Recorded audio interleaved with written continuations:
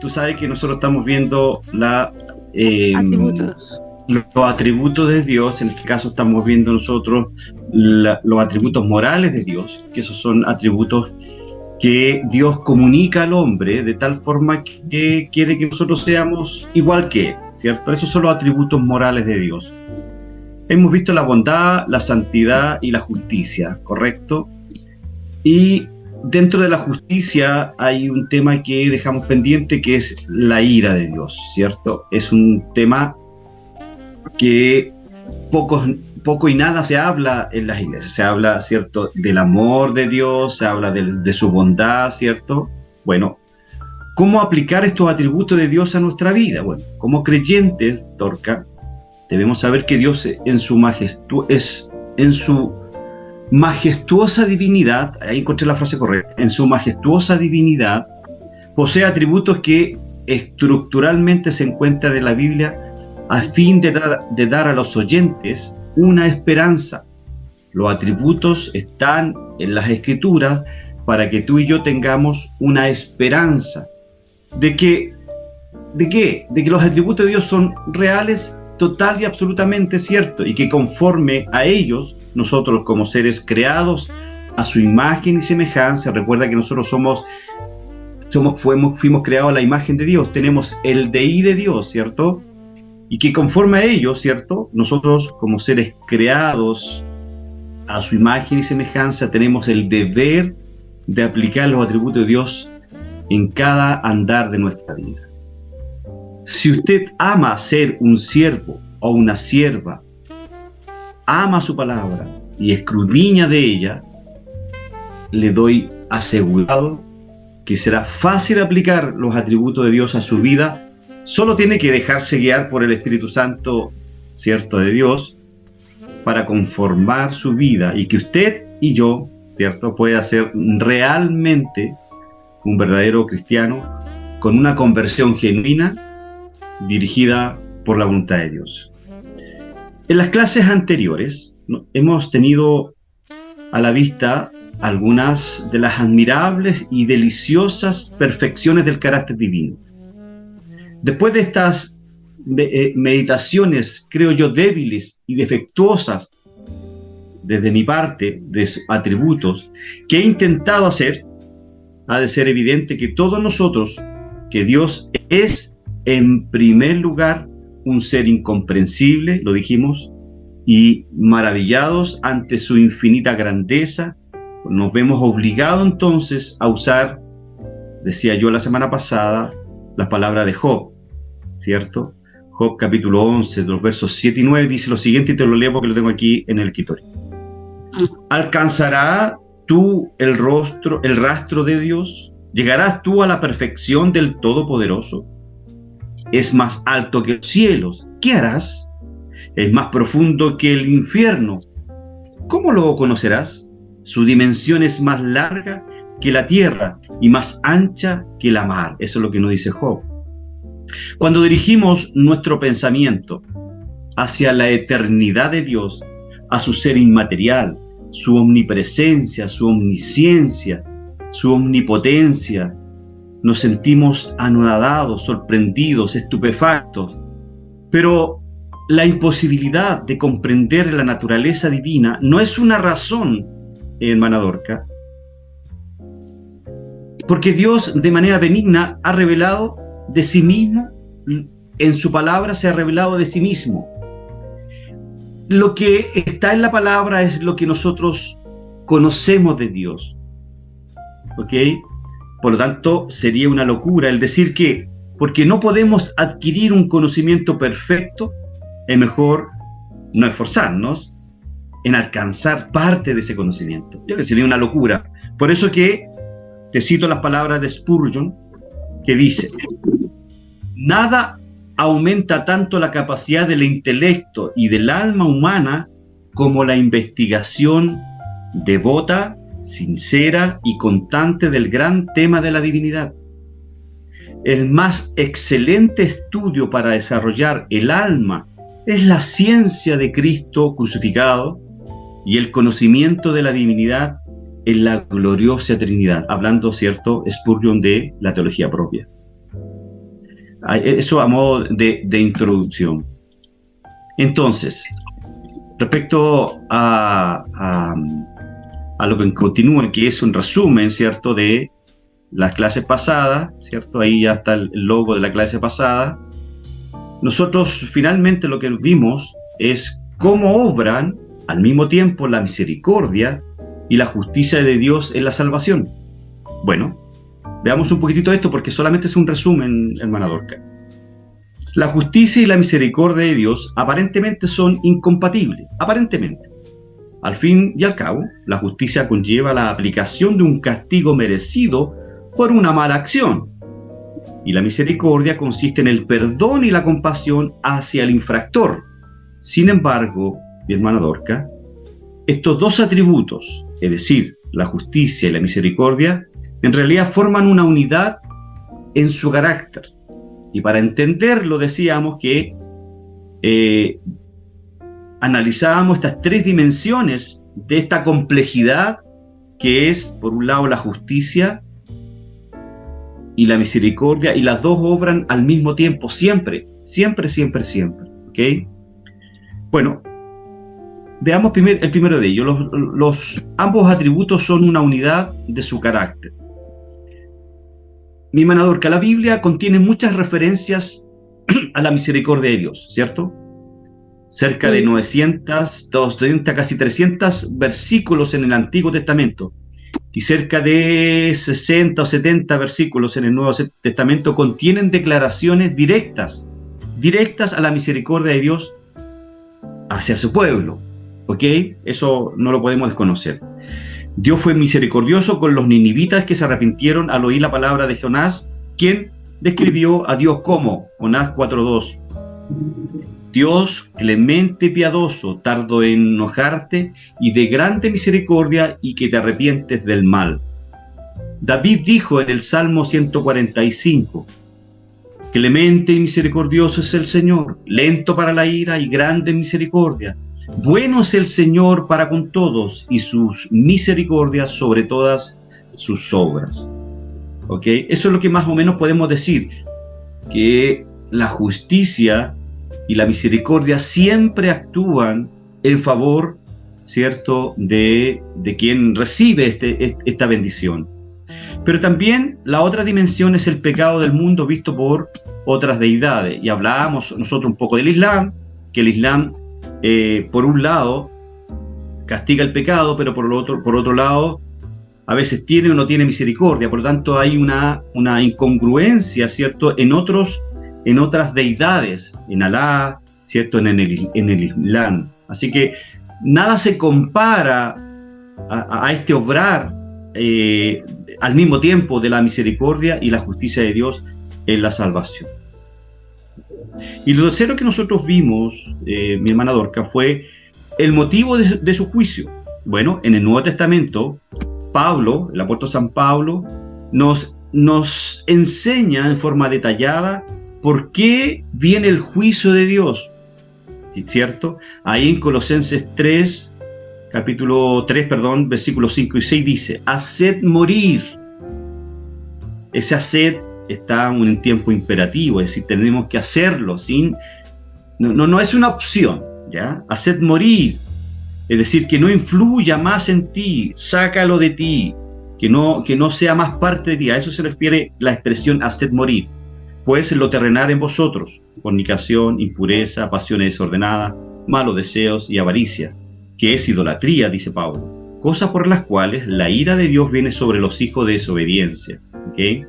Ahora, los hijos de desobediencia son los hijos de Satanás, como dice Efesios capítulo 1, versículo número 3. Ellos son los hijos de desobediencia, aquellos que no se han entregado al dominio del Espíritu Santo en sus corazones, como lo son los hijos de Dios. Así que la Biblia muestra el hecho de que Dios es misericordioso, pero también revela que es justo y que un día impartirá justicia sobre el pecado del mundo, sobre la maldad de este mundo. Si cualquier juez humano actuara de esa manera, la mayoría de la gente presentaría una queja de manera importante y alegaría por esto. La responsabilidad de un juez por el cumplimiento de la ley y que se haga justicia Un juez que ignora la ley está traicionando su cargo. Por lo tanto, como Dios es el que inventó la ley, Él va a enjuiciar a este mundo caído, perdido, que no quiere llegar a Cristo en arrepentimiento y fe, ¿cierto? Va a emitir su juicio cuando venga, ¿cierto? Ahí la consumación de los hechos, cuando Cristo, ¿cierto? Venga en arrebatamiento, ¿cierto? Tome la iglesia y emita su juicio ya finalmente contra las naciones. Eso es lo que decíamos más o menos. Dígame. Tengo una inquietud ahí porque habla del juicio. Yo entiendo que el juicio es la desobediencia, por ejemplo, en el Antiguo Testamento, la desobediencia del pueblo de Israel, de no sé, de adorar a ídolos y todo ese tema. Pero también a los hijos de Dios que hoy día, por ejemplo, conocemos del Señor, pero también hay desobediencia, también viene el juicio sobre nosotros, ¿o estoy equivocada? Está equivocada. Yo lo voy a explicar por qué. Cuando usted no conocía al Señor como su Salvador, es decir, cuando usted no era cristiana, ¿ya? Si usted se moría en ese momento, usted se iba al infierno, ¿sí? Ya. Sí. Bueno, sé que no. Ya, me puedes contestar. Ya, te vas al infierno. ¿Ok? Por lo tanto, lo que hemos visto durante todos estos años, de que fue Dios, que fue esta divinidad que te escogió desde antes de la fundación del mundo, que Dios te empezó a llamar con un amor misericordioso, con un amor atrayente, y llegaste a Cristo en arrepentimiento y fe, ¿cierto? Sí. Entonces, lo que hace Dios, el Padre, emite un juicio sobre ti y te encontró culpable por todos los pecados que tú cometiste antes de Cristo, ¿ya? Y diste una sentencia y te encontró culpable y por lo tanto tienes que pagar, ¿ya? ¿Me sigues? Sí. Ya Dios te enjuició a ti, te encontró culpable, Dorca. Pero ¿quién pagó el castigo por tu pecado? ¿Quién fue? Cristo, cuando murió por mí en la cruz. Exactamente. Por lo tanto, ya no hay más juicio sobre ti. Porque tú reconociste tu dependencia, de Cristo. ¿Ya? Eso es en el caso del creyente. Ya. No, sí, hasta ahí yo capto, pero por ejemplo, cuando uno dice, no, mira, deja la justicia del Señor, la justicia del Señor es más perfecta en esto, en un converso, déjalo. Te hizo daño, pero va a venir la justicia de Dios y ahí tú te vas a dar cuenta. ¿A quién lo se atribuye? Porque si ese inconverso que te hizo daño a ti, ajá, ese inconverso que te hizo daño a ti, ¿sí? Dios me dice que yo no tengo, claro, indudablemente. Dice el Señor que yo, en su palabra, que yo no debo ejercer mi propia justicia, que yo debo dejarle a Dios que aplique su justicia. Y Dios, como es sabio, es omnisciente y es Dios, Él sabe en qué minuto puede ejercer su justicia. Puede ser antes de que esta persona muera, o después de muerta, y en el juicio a las naciones, en el juicio del gran trono blanco, ya que menciona la Escritura, este hombre va a recibir el justo juicio y el justo pago por sus fechorías, entre ellas haberte hecho daño a ti.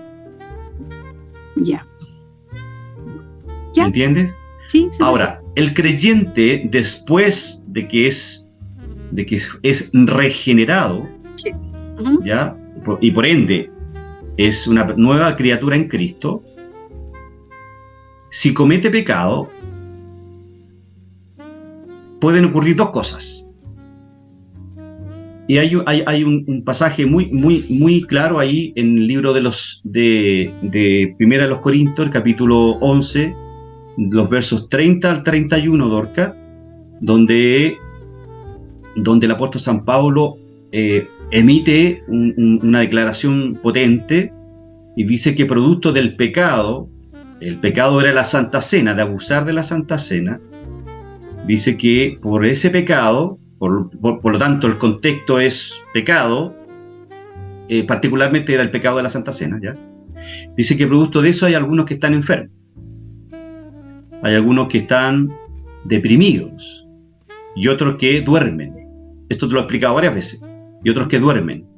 Entonces, no es que haya una categoría de intervención divina, sino que Dios en su soberanía puede que en forma inmediata haga que un creyente, producto de estar pecando de manera deliberada, y le hace un flaco favor al Evangelio, y si él lo determina, va a morir en un accidente, o va a morir de una enfermedad, ¿me entiendes? O va a generar acciones de que esta persona se enferme, este creyente se enferme. Por eso que cuando nosotros pedimos oración por sanidad, a veces podemos estar luchando en contra de Dios.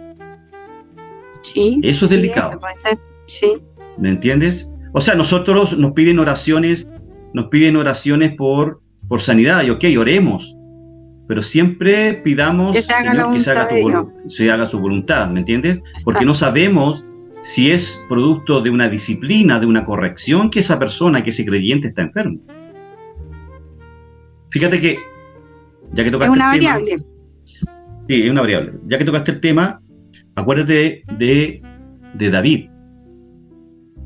David estaba en su balcón mirando al horizonte, y más abajo, en las piezas de más abajo, encuentra a Betsabé, que dice la Biblia que era hermosa.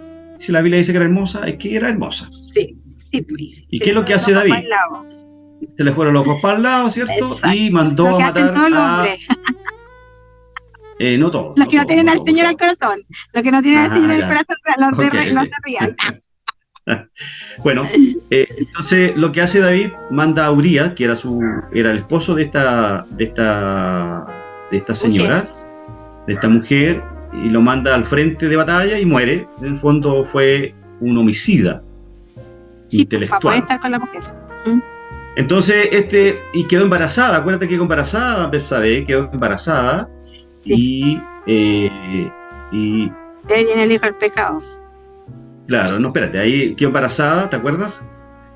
Y viene Natán y él estaba intranquilo, David, y viene Natán y le dice: mira, te voy a contar una historia, capta, le dice en el fondo, te estoy parafraseando, sí. Capta lo que te quiero decir. En la parcela de al lado hay una persona rica que tiene un montón de ovejas, y en la parcela de al lado hay uno que tiene una pura ovejita. Ya le dije, David, ¿qué significa eso? Significa que viene el hombre rico y le quita la oveja al que tenía la una. Uh-huh. Y David dice: yo no voy a permitir esto en mi reino, voy a impedir que esto ocurra. ¿Me entendí? Y Natán le dice: oye, David, el que le quitó la ovejita al que tenía uno solo, eres tú. ¿Me entiendes? Entonces, sí. David entendió esto, y al final su hijo muere. Acuérdate que murió, ¿cierto? Murió la hija de Betsabé. Pero Natán le dice que, si bien es cierto, tú te vas a arrepentir, y Dios perdona a David. Y recuerde que de ahí David saca el Salmo 51, ¿ya? Si tú lees el Salmo 51, es pos la visita de Natán. ¿Ya? ¿Me sigues? Sí, estoy escuchando atentamente. Pero las consecuencias del pecado de David, si bien es cierto, no las vivió David, la vivieron sus hijos. Sí. La vivieron sus hijos. Ojo con el pecado sexual. Ojo que en algunas ocasiones Dios puede generar el mismo evento de David. Y a veces el pecado nuestro, Dios tiene misericordia y nos perdona, pero genera eventos en la vida de nuestros hijos que pueden parecerse o asimilarse a lo que le pasó a David. ¿Okay? Bien, no sé si contesté tu pregunta para continuar. Sí, no, dele nomás. Ya, ok. Parece que hay más hermanos ahora. Ah, sí, a ver, sí. Escuchemos saludarlo. Sí, así ya no hago la clase para mí nomás. Ya. Muy buenas noches, estimados hermanos, Dios les bendiga. Gracias por estar con nosotros. Vamos a continuar entonces. Pastor Juvenal, buenas noches. Hermano Mario, ¿cómo está? Buenas noches. Hermana Sandra, hermana Miriam, muy buenas noches. Vamos a continuar de inmediato, ¿ah? Bien, entonces nosotros estábamos haciendo un resumen, ¿cierto? Viendo las dimensiones de este obrar al mismo tiempo de Dios respecto a la misericordia y la justicia de Dios en la salvación. ¿Okay? Por lo tanto, la siguiente pregunta que nosotros contestamos la semana pasada fue: ¿cómo obran al mismo tiempo la misericordia y la justicia de Dios en la salvación? Entonces, vimos que hay 3 dimensiones, pero ahora pensemos por un minuto lo siguiente. Detalle de esta pregunta relevante. Así como Cristo murió por los pecadores, también demostró la justicia de Dios, es decir, su muerte en la cruz exhibió la justicia de Dios. Esto es exactamente lo que dice el apóstol San Pablo ahí en Romanos capítulo 3, versículos 24-26, se los voy a leer. Siendo justificado gratuitamente por su gracia mediante la redención que es en Cristo Jesús, a quien Dios puso como propiciación por medio de la fe en su sangre, para manifestar su justicia a causa de haber pasado por alto, misericordia, en su paciencia los pecados pasados, misericordia, ahí está aplicando misericordia y justicia, con la mira de manifestar en este tiempo su justicia, a fin de que Él sea el justo y el que justifica al que es de la fe de Jesús, es decir, nosotros. ¿Te das cuenta? Que Dios sí, de manera sucinta, de manera armónica, Dios puede aplicar justicia y puede aplicar misericordia a la vez. Que eso es lo que quisimos enseñar la semana pasada. Y ahora vamos a pasar al tema que nos convoca hoy día, que es, ¿cierto?, el tema de la ira de Dios. ¿Ya? Entonces, hablemos un poquito, introduzcamos un poquito el tema de la ira de Dios. Bueno, en las notas de estudio que tengo aquí encima de mi escritorio, yo lo que pongo acá es que es triste, amados hermanos, es muy triste ver a tantos cristianos que parecen considerar la ira de Dios como algo que necesita excusas y justificación, o que cuando menos celebrarían que no existiese la ira de Dios. Es más, hay algunos que, aunque no irían tan lejos como para admitir abiertamente que la consideran una ofensa, un aprobio en el carácter divino, están lejos de mirarla con deleite. No les agrada pensar en ella. Y rara vez la oyen mencionar sin que se levante un resentimiento secreto hacia ella en sus corazones. Es más, si usted simplemente da una vuelta por YouTube o por las redes sociales, usted difícilmente va a encontrar una predicación sobre la ira. Es difícil, no estoy diciendo que sea imposible, porque ahí evitan hablar de la ira de Dios. Incluso entre los de juicio más moderados, no son pocos los que imaginan que la severidad de la ira divina es demasiado aterradora para constituir un tema provechoso de predicación, de meditación, de reflexión. Y otros albergan el engaño de que la ira de Dios no es compatible con su bondad y por eso tratan de desterrarla de sus reflexiones, de sus predicaciones, de sus pensamientos. Sí, muchos son los que huyen de la visión de la ira de Dios como si se les obligara a mirar una mancha del divino carácter de Dios, una falta de la autoridad divina. Pero, ¿qué dicen las Escrituras? Y esto es importante. Al leerlas nos damos cuenta de que Dios no ha tratado de ocultar la realidad de su ira. Él no se avergüenza de proclamar que la venganza y el furor le pertenecen a Él. Y su propia demanda es, según lo que dice Deuteronomio, y lo leo y lo cito, abro comillas: ved ahora que yo soy y no hay dioses conmigo. Yo hago morir y yo hago vivir, yo hiero y yo curo, y no hay quien pueda librar de mi mano. Cuando yo alzare a los cielos mi mano y diré: vivo yo para siempre, si aflare mi reluciente espada y mi mano arrebataré el juicio, yo volveré la venganza a mis enemigos y daré el pago a los que me aborrecen. ¿Escucharon bien, cierto? Y daré el pago a los que me aborrecen. Sí, escuché bien. El hombre que no reconoce el señorío de Cristo en su vida significa que está aborreciendo a Dios. Y la Biblia dice de manera categórica y profunda y potente, y diría que no nos engañemos, Él dará el pago a los que le aborrecen. Entonces yo replico diciendo de este pasaje, ¿quiénes se van al infierno? ¿Los que Dios quiere o que el no creyente, el inconverso, por el solo hecho de aborrecer a Dios, significa que no cree en Dios, ese va a recibir el pago por aborrecer a Dios? No es Dios quien manda a los hombres al infierno. No existe la doble predestinación como algunos por ahí tildan a los reformados o a los hipercalvinistas. Una mirada a la concordancia, cualquier concordancia que usted quiera consultar, nos revela que en las Escrituras hay más referencias al enojo, el furor y la ira de Dios que su amor y benevolencia. Él odia todo pecado porque es santo, y porque lo odia, su furor se enciende contra el pecador. Ese dicho que hay por ahí de que Dios solo odia el pecado, pero que ama al pecador, por lo que acabamos de leer en Deuteronomio, por lo que acabamos de leer en Salmo, no es así. Dios está airado con el hombre todos los días de su vida. ¿Hasta cuándo está airado con el hombre? Hasta que este hombre reconoce en Cristo el único mérito para recibir el arrepentimiento y la fe. Esto significa, por supuesto, que debemos estudiar la ira de Dios antes de poder apreciar las doctrinas de la redención. Antes de entender la redención, ¿qué es? Debemos entender lo que es la ira de Dios. Pero es aquí, amados hermanos, en esta introducción, pero trato de no ser tan larga, pero es aquí donde se nos plantea un problema.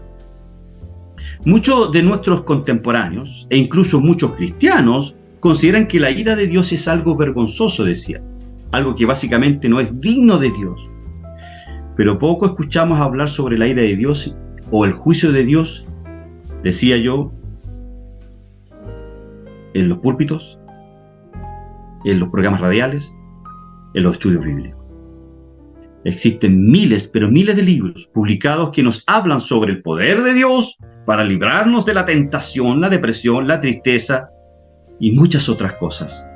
Los evangelistas suelen poner el énfasis sobre la gracia de Dios y su plan para nuestras vidas, pero poquísimos hablan sobre la ira de Dios. ¿Y qué es lo que está ocurriendo entonces? Contrario entonces a toda esta resistencia por parte de muchos cristianos, los autores bíblicos no mostraron tal resistencia. Nosotros nos resistimos a hablar de la ira de Dios, pero los autores bíblicos no se resistieron a hablar de la ira de Dios, inspirado por el Espíritu Santo. Hablaban de la ira de Dios, obviamente considerándola como una de las perfecciones de Dios. Esto lo conducía a presentar el Evangelio de Dios como un mandato al arrepentimiento. Eso nos dice Hechos capítulo 17, verso 30. Pero Dios, habiendo pasado por alto los tiempos de esta ignorancia, misericordia está aplicando ahí, ahora manda a todos los hombres en todo lugar que se arrepientan. ¿Acaso los cristianos modernos no se han percatado de algo que los escritores bíblicos conocían y apreciaban? Han desestimado una doctrina sin la cual las demás doctrinas inevitablemente se distorsionan. ¿O acaso el punto de vista moderno es más correcto? ¿El punto de vista liberal de que la ira no existe? Porque los cristianos tienen esta tendencia a aceptar este juicio contemporáneo, pero no es bíblico. Por eso es que es necesario, amados hermanos, estudiar, y le apliqué y separé un capítulo especial para hablar sobre la ira de Dios. En realidad, una de las características más sobresalientes de la Biblia es el vigor con el cual ambos testamentos, Antiguo y Nuevo, resaltan la realidad y el terror de la ira de Dios. Y la manera de sobreponernos a ella, a esta resistencia que nosotros tenemos de no hablar de la ira de Dios, es redescubrir la importancia de la ira de Dios por medio de un estudio detallado de todas las enseñanzas bíblicas sobre la ira de Dios. ¿Cuál es la expresión de la justicia de Dios? La ira. Dios, ¿cómo expresa su justicia? La expresa a través de la ira. En la justicia, la expresión más evidente es la ira de Dios, pero no contra los hombres, ojo, sino contra el sistema de pensamiento que adoptan los seres humanos y sobre todo el aborrecer el pecado. Si la justicia de Dios es un atributo que muchos tienen la dificultad de aceptar, como decíamos en la introducción, imaginémonos cuanto más la ira divina. Entonces, vamos a ver la ira de Dios a través de estas tres dimensiones. La importancia de la ira de Dios. La ira de Dios es aborrecimiento de la injusticia y la necesidad de meditar en la ira de Dios. ¿Me caí o no? ¿Estoy bien? No me he caído. ¿No? No, está bien. Ya, gracias, Pastor Jorge. Entonces, vamos a ver la ira de Dios a través de estas tres dimensiones. La importancia de la ira de Dios. La ira de Dios es aborrecimiento de la injusticia y la necesidad de meditar en la ira de Dios. Pero para eso, este versículo, Romanos 1:18, es uno de los versículos que vamos a analizar, ¿ya? Dice Romanos 1:18, porque la ira de Dios se revela desde el cielo contra toda impiedad e injusticia de los hombres que detienen con injusticia la verdad. La ira divina es la inevitable reacción, la ira divina es la inevitable reacción de un Dios santo contra el pecado de los hombres. La ira es la respuesta necesaria de un Dios justo contra la maldad de las criaturas. Muchas veces, muchísimas veces somos tan duros para dejar las cosas que sabemos que a Dios no le agradan y que ante sus ojos son pecados. Y ojo, hermanos, el aborrecer el pecado, entonces, cuando no sentimos arrepentimiento por lo que hacemos, Dios tiene que desatar la ira que trae también la justicia, pues es allí donde somos sometidos a un juicio que no queremos. Ahora, si usted lucha con algo que no quiere hacer, entonces es necesario que Dios traiga un juicio dulce a su vida, porque Él va a purificarlo, para llevarlo a nuevos niveles de luz o de santidad. La ira de Dios es un tema importantísimo, decía la teología cristiana, y se encuentra en varios pasajes. Decíamos, cerca de 300 pasajes en el Antiguo Testamento y cerca de 70 pasajes en el Nuevo Testamento. Al señalar la excelencia del Evangelio, de la necesidad de acogerse a la justicia de Dios revelada en el Evangelio, para todo verdadero creyente que vive gracias a la confianza del sacrificio perfecto de Cristo y por lo tanto vive siempre de fe en fe, ahora, el apóstol San Pablo dice a la iglesia que la ira de Dios se manifiesta o se expresa a todo aquel que no recibe. A todo aquel que no recibe su justicia y todo impenitente pecador que se niega a creer en aquel que puede hacerle realmente santo y justo. Entonces, en ese capítulo 1, versículo 18, está la esencia, ¿cierto?, de cómo se expresa la ira de Dios. Bien, veamos ahora la importancia de la ira de Dios. ¿Por qué es importante? Es una perfección divina tan importante como cualquier otro de sus atributos. Lo dijimos en la introducción. Esto es así por cuanto es en el carácter de Dios no hay defecto alguno. Y si Dios no manifestara su ira, lo habría. La diferencia al pecado es una falta moral. Por tanto, nos preguntamos en esta noche, ¿cómo podría Dios, que es la máxima excelencia moral, mirar con igual satisfacción la virtud y el vicio, la sabiduría y la locura? ¿Cómo podría Dios, que es infinitamente santo, desestimar el pecado y renunciar a manifestar su ira hacia él mismo? ¿Cómo podría Dios, que se deleita solo en lo que es puro y amable, dejar de despreciar y odiar lo que es impuro y nocivo? Este atributo de Dios hace que el infierno venga a ser una necesidad real y eterna para los condenados, para los reprobos, dicen los teólogos. De la misma manera que el cielo y la tierra, hablando de la tierra hablando del cielo y la tierra nueva, que habla Primera de Pedro, ¿cierto? Que el apóstol San Pedro habla de la tierra nueva y el cielo nuevo, que será, ¿cierto?, para los salvos, que será para nosotros, para el Israel de Dios. ¿Okay? Entonces, ¿cuál es la importancia de la ira de Dios? Es que Dios tiene que actuar así porque es parte de su perfección. 2 pasajes, leímos ya el primero, porque la ira de Dios se revela desde el cielo contra la impiedad e injusticia de los hombres que detienen con injusticia la verdad. Romanos 9:22. ¿Y qué si Dios, queriendo mostrar su ira y hacer notorio su poder, soportó con mucha paciencia, aquí hay misericordia, con mucha paciencia los vasos de ira preparados para destrucción?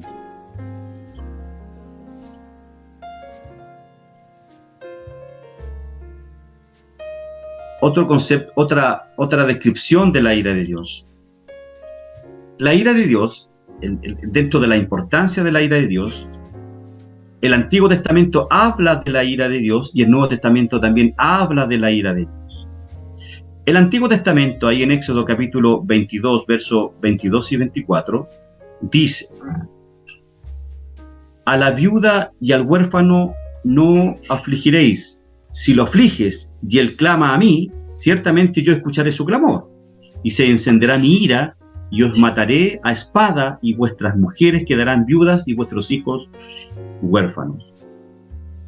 J.L. Parker dice lo siguiente respecto a la importancia de la ira de Dios. Una de las cosas más sorprendentes acerca de la Biblia es el vigor con el que ambos testamentos enfatizan la realidad y el terror de la ira de Dios. Arthur W. Pink dice respecto a la ira de Dios: un estudio de la concordancia se muestra que hay más referencias en la escritura para la ira, furia y enojo de Dios de las que hay para su amor y ternura. Los escritores, amados hermanos, los escritores bíblicos no tenían, decía adelante, esta resistencia de hablar sobre la ira de Dios. ¿Por qué? Porque es una de las más grandes perfecciones de Dios junto a los otros atributos. En el Antiguo Testamento, más de 20 palabras se utilizan para referirse a la ira de Dios. Otra palabra muy diferente se refiere a la ira humana. La Biblia, cuando habla de la ira humana, se refiere a otro término, que no lo voy a poner ahí porque es muy largo. Pero cuando habla sobre la ira de Dios, existen más de 20 palabras para expresar o para referirse a la ira de Dios. Hay casi 600 pasajes importantes sobre el tema solo en el Antiguo Testamento. Y estos pasajes no son aislados o sin relación, como si hubieran sido añadidos al Antiguo Testamento. Fíjese que en una fecha posterior por un redactor o alguien que la incluyó, ¿cierto?, tratando de engañar. No. La ira de Dios está derramada por todo el Antiguo Testamento. Así que las primeras menciones de la ira de Dios son en relación con la entrega de la ley de Sinaí. Y ahí va el texto que yo leí al principio, Éxodo capítulo 22, verso 22 al 24. Fíjese que 10 capítulos más adelante en el Éxodo, ¿ya?, en un pasaje muy importante sobre el pecado de Israel en hacer y adorar al becerro, ¿se acuerdan de oro? Un pasaje a la cual espero que volvamos. Dios y Moisés discutían la ira. Y dice ahí en Éxodo capítulo 32, se lo leo. Versículos 10 al 12. Ahora pues, déjame para que se encienda mi ira contra ellos y los consuma. Pero Moisés les suplica: Oh Señor, ¿por qué se enciende tu ira contra tu pueblo, que tú has sacado de la tierra de Egipto con gran poder y con mano fuerte? ¿Por qué han de hablar los egipcios diciendo, con malas intenciones los ha sacado, para matarlos en los montes y para exterminarlos de la faz de la tierra? Vuélvete del ardor de tu ira y desiste de hacer daño a tu pueblo. Perdonen si no soy un buen actor, pero traté de darle énfasis a lo que Moisés le dice, le ruega a Dios. Fíjense que en este pasaje temprano y formativo, Moisés no se declara con Dios sobre la base de una supuesta inocencia de las personas. Ellos no eran inocentes, y Moisés lo sabía, ni con la fantasía de que la ira de alguna manera es indigna del carácter de Dios. En su lugar, Moisés apela solo en razón de que el juicio de Dios sería mal interpretado y que su nombre sería deshonrado por los paganos de Egipto. Él no atribuye su clamor a que era mentira lo que Dios estaba diciendo. Él clama y usa como argumento que iban a malinterpretar ese juicio que Dios quería aplicar sobre aquellos que habían construido su becerro. Y 3.000 hombres murieron en aquella noche. Aproximadamente la mitad de 1% de los 600.000 que habían salido de Egipto ahí en el Éxodo. Contando a las mujeres y los niños, el número puede haber sido más que 2 millones. Moisés también destruyó el becerro de oro. Lo disolvió hasta que, mezclado con agua, hizo a las personas que lo beban. Desde un punto de vista humano, Moisés había tratado el pecado de manera cruel, ¿cierto? Los líderes fueron castigados, Aarón fue reprendido, la lealtad de la gente fue reclamada, al menos temporalmente, pero Moisés se mantuvo en una relación especial con Dios, como el representante de Israel, así como al pueblo su líder. Y Dios todavía esperaba en ira en las montañas. ¿Qué debía hacer Moisés frente a todo ese escenario? Es la pregunta que nosotros tenemos que hacernos. A veces nosotros jugamos con el pecado, amados hermanos. A veces jugamos con el pecado. Y como decía yo el domingo, nos engañamos a nosotros mismos, creyendo que en el espejo de la inmoralidad nos reflejamos. ¿Qué hay del Nuevo Testamento entonces? Romanos 1:17. Es un pasaje que es muy conocido. No lo voy a leer. Va a ser justo por la fe vivirá, en el fondo dice ese pasaje. Y hay dos palabras principales de la ira de Dios en el Nuevo Testamento. Una de ellas es timos, en el griego, de una raíz que significa apresurarse ferozmente, estar en el calor de la violencia en el fondo, o a respirar violencia en el fondo, es la palabra para ira en el Nuevo Testamento, una de ellas. Bueno, podemos capturar esta idea por la frase un jadeo de rabia en el fondo, ¿ya? Y la otra palabra para ira es orge, que significa crecer en madurez para algo. Esta palabra, orge, retrata la ira como algo que se acumula durante un largo periodo de tiempo, como recoger agua detrás de una gran represa. Fíjese que en su estudio de la predicación apostólica de la cruz, Leon Morris, le leo la cita de acá, señala que aparte del libro del Apocalipsis, que describe el derramamiento final de la ira de Dios con toda su furia, destaca lo siguiente: Tumos se utiliza una sola vez para la ira de Dios. La palabra que se usa en todos los demás pasajes es orge. ¿Y orge qué significaba? Crecer en madurez para algo. L. Morris observa respecto a esto: los escritores bíblicos usan habitualmente para la ira divina una palabra que no denota tanto un repentino recrudecimiento de la pasión, que es muy breve, como una oposición fuerte y resuelta a todo lo que es malo, que surja de la misma naturaleza de Dios.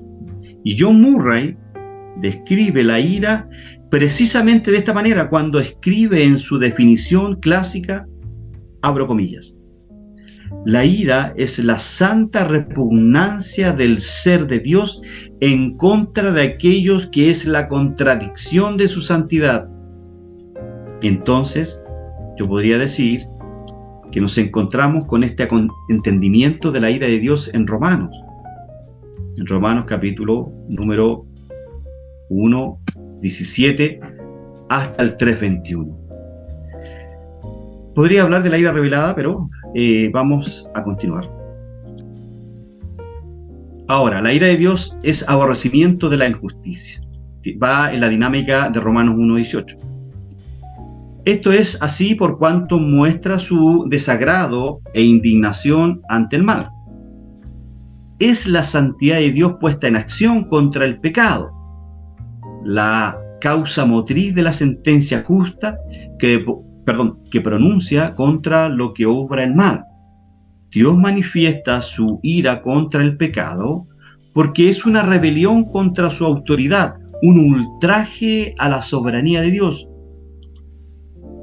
Permítame leerle estos 3 pasajes de Romanos 1. La ira de Dios se revela desde el cielo contra toda impiedad e injusticia de los hombres que detienen con injusticia la verdad.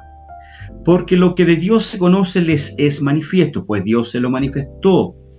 Lo invisible de Él, su eterno poder y su deidad, se hacen claramente visibles desde la creación del mundo y se puede discernir por medio de las cosas hechas. Por lo tanto, no tienen excusa. Claro que no tienen excusa. Bueno, aquí vemos la causa de la ira de Dios. ¿Cuál es la causa? El apóstol explica que es la impiedad.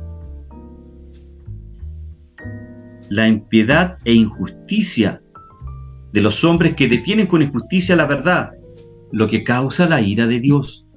El aspecto trágico de la vida es causado por las actitudes que tienen los hombres y las subsiguientes acciones de estos hombres que detienen con injusticia, con toda impiedad e injusticia, la justicia de Dios. Los aspectos trágicos de la vida es causado por las actitudes de estos hombres. Fíjate en el orden de esto. Primero, impiedad e injusticia. Número 1. ¿Qué es la impiedad e injusticia? Es la actitud de impiedad que produce las acciones injustas. Y es por eso que la ira de Dios está siendo revelada constantemente desde el cielo en contra del hombre que hace estas acciones que son acciones de impiedad e injusticia. ¿Y qué es la impiedad entonces? La impiedad no es necesariamente ateísmo. Es la creencia que es el ateísmo, es la creencia de que Dios no existe. La impiedad es actuar como si no existiera Dios, aunque sabe que existe. Es como cuando impiedad, que cuando usted le habla a su hijo y su hijo se da vuelta, sabe que usted le está hablando, sabe que usted le está advirtiendo de algo, pero él se da vuelta y no lo considera. Eso es impiedad. Porque no niega necesariamente que hay un Dios, pero no le toma en cuenta, no espera que esté activo. Y como resultado de la impiedad hay injusticia o maldad, y las acciones egoístas e hirientes de los hombres, los unos contra los otros. Entonces, 2 preguntas. ¿Por qué actuamos de forma egoísta? ¿Por qué nos hacemos daño los unos a nosotros? Porque ignoramos a Dios. Es lo mismo, el ejemplo, cuando usted le habla a su hijo y él se da vuelta y es como que te escucho pero no te escucho. El hombre inconverso sabe que Dios existe porque está revelado, dice la Escritura, porque lo que de Dios se conoce les es manifiesto. El hombre sabe que Dios existe en su conciencia, lo visible de Él, su eterno poder y su deidad. ¿Ve? La deidad de Dios se hace claramente visible desde la creación del mundo y se puede discernir por medio de las cosas hechas, por lo tanto no tienen excusa, dice la palabra. Entonces, ¿por qué el hombre inconverso va a vivir la ira de Dios? Porque ignora a Dios. Ese es el análisis que Pablo hace en este pasaje. Por medio de estas acciones hirientes y egoístas, la verdad es suprimida. Por lo tanto, aquí estamos en un mundo en el cual la verdad de Dios está apareciendo a todos nuestros alrededor, pero estamos ocupados en cubriéndola, escondiéndola, suprimiéndola, evitando que sea prominente y dominante en nuestros pensamientos. La razón por la cual la vida se ha vuelto trágica en tantos casos es porque el mundo es desprovisto de la verdad que es necesaria para la vida y la libertad y la piedad, y está escondida por los hombres y suprimida por ellos.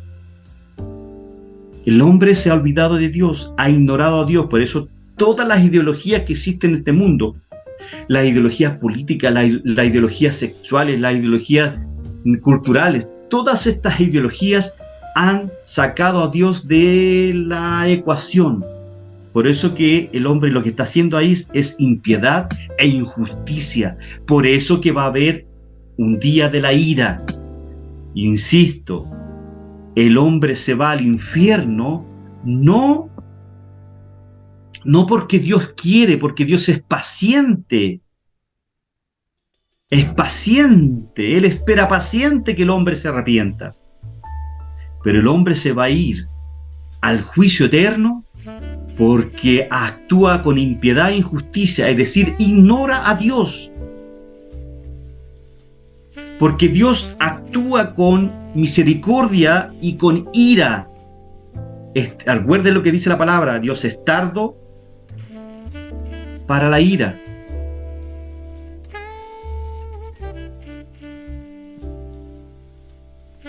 Hermanos y hermanas, no hay nadie que sea excluido. Todos pueden leer esta revelación de Dios si quieren hacerlo. Es cosa de mirar las estrellas, es cosa de mirar la creación, es cosa de mirar adentro, a uno mismo. Este argumento del diseño de la creación y el orden nunca ha sido contestado. Aquellos que ignoran a Dios no pueden explicarlo, porque la verdad sobre Dios está siendo revelada en todas partes a nuestro alrededor. La ira de Dios aborrece la injusticia, que es el segundo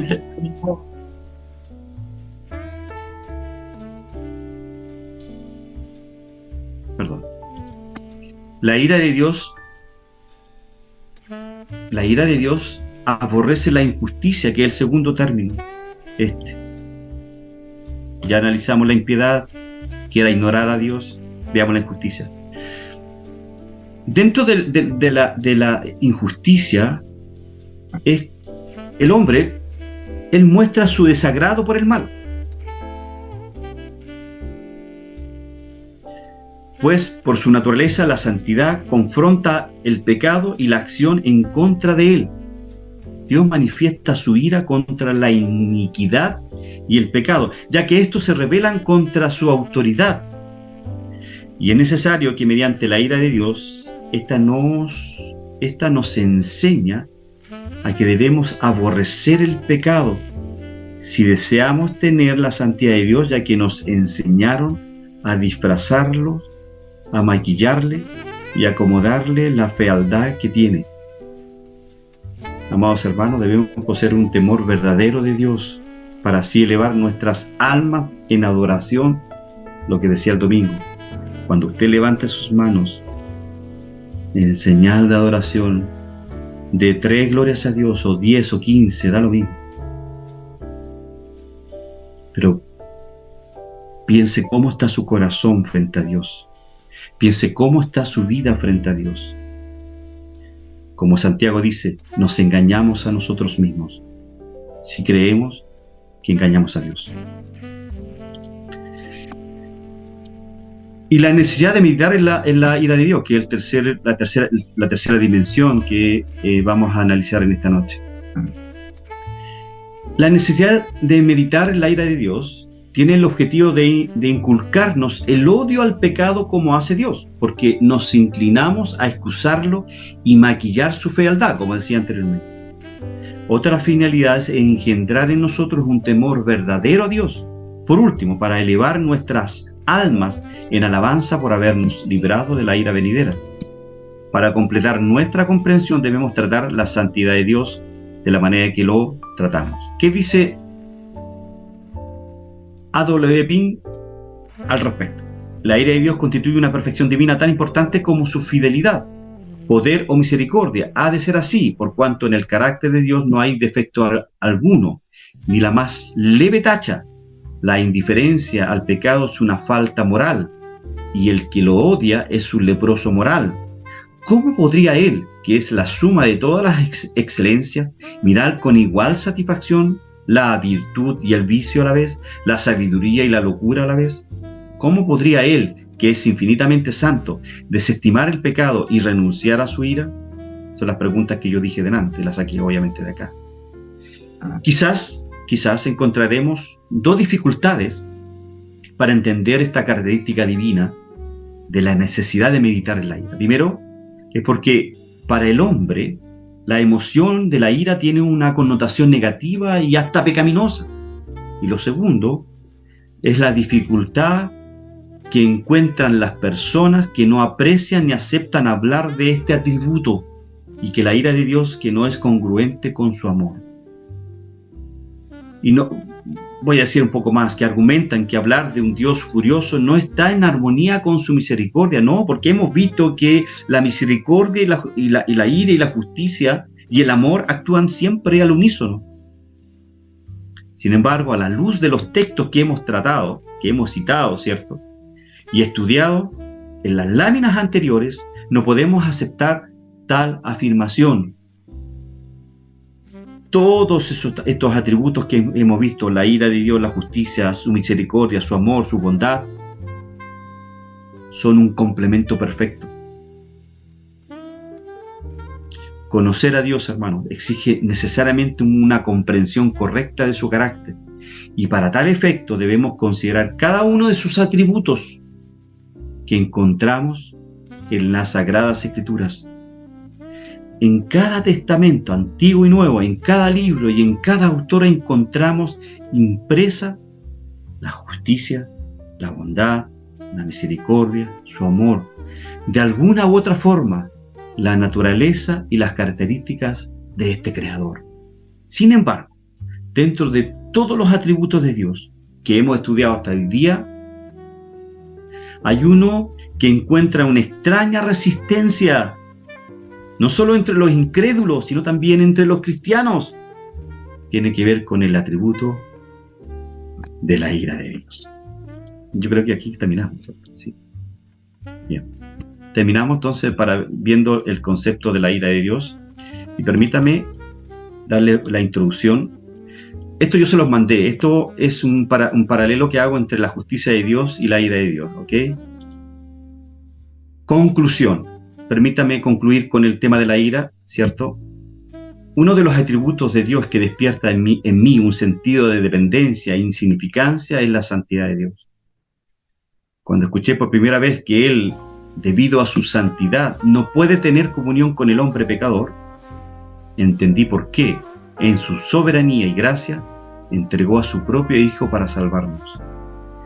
La idea fundamental de la justicia de Dios es la de estricta adhesión a la ley. Entre los hombres presupone que hay una ley a la cual deben conformarse. Se dice a veces que no podemos hablar de justicia en Dios, porque no hay ley a la cual Él esté sujeto. Pero aunque no hay ley que esté por encima de Dios, hay ciertamente una ley que está en la naturaleza esencial de Dios. Y nosotros concluimos el tema de la ira, y ya para la próxima clase viene este interesantísimo tema sobre la soberanía de Dios, que es un atributo incomunicable, porque usted ni yo podemos ser soberanos. ¿Ok? Bien.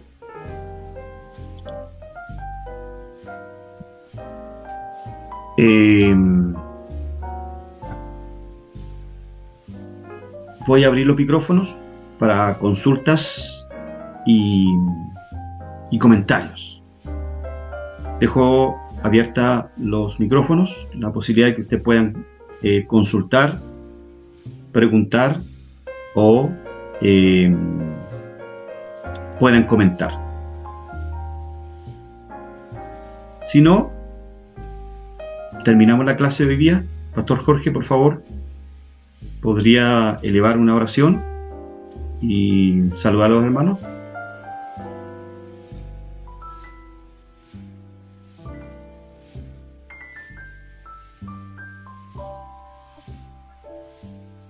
Pastor Jorge, ¿está ahí? ¿O yo me caí? ¿No? ¿Dorca?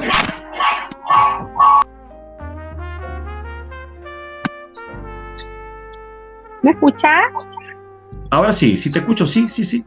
Yo por ahora ya no tengo ninguna, que estoy relajando, entonces se cruzan los llamados. No tengo ninguna consulta, hermano Alejandrito, por lo menos yo. Mi mamá está adentro, así que también Ok. le puede preguntar. Creo que ya anotó algo. Sí, sí, sí. ¿Alguna consulta, hermanadita, que tenga? ¿Algún comentario? No, hermano Alejandro, solamente que entendí bien claro que la ira de Dios es su amor por la santidad y la verdad y la justicia. Así es, muy bien lo que dijo. Sí. Sí, así es que es lo que he logrado de entender y bueno, y darle gracias a Dios que hoy día otra vez pude estar en la clase, así es que he faltado a 3, pero sé que me voy a poner al día, así que por favor disculpe todo lo malo ya. No pero se gracias, preocupe. hermano, por su tiempo No se y preocupe. gracias por el momento que usted da de lo suyo para entregarnos a nosotros. Que el Señor le bendiga.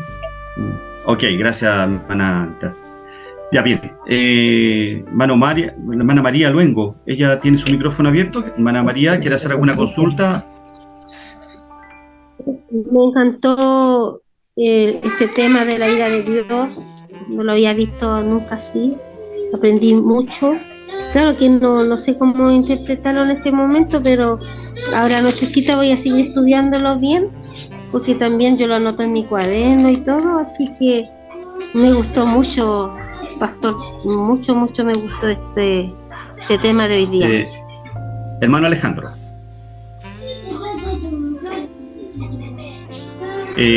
¿Alguna pregunta que tenga, hermana María? Por el momento no, porque quiero seguir Ya, leyendo, bien. seguir al día. ¿Ya? Ok. Yo voy a subir el video al grupo de WhatsApp. No sé, usted está ahí en el grupo de WhatsApp, ¿cierto? Sí, sí, tengo entendido que sí. Y para que usted vuelva a escuchar la clase de nuevo y le voy a mandar las otras clases que están también en el grupo de WhatsApp, perdón, en el canal de YouTube de nuestros estudios, ¿ok? Muchas gracias, hermana María, por estar con nosotros. Dios le bendiga. Igual a todos Bien, también, bendiciones para... Ya, muchas gracias. Gracias. Pastor Juvenal, ¿podría orar? Si no hay alguien más que pregunte o algún comentario que alguien quiera hacer. Amén.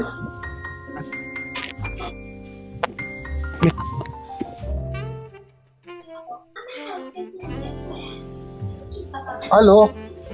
Sí, ¿se escucha bien? Ah, ya. Ya, está bien. Es que no tengo retorno acá. Ya, está bien. Oremos al Señor, hermano Alejandro, ¿le parece?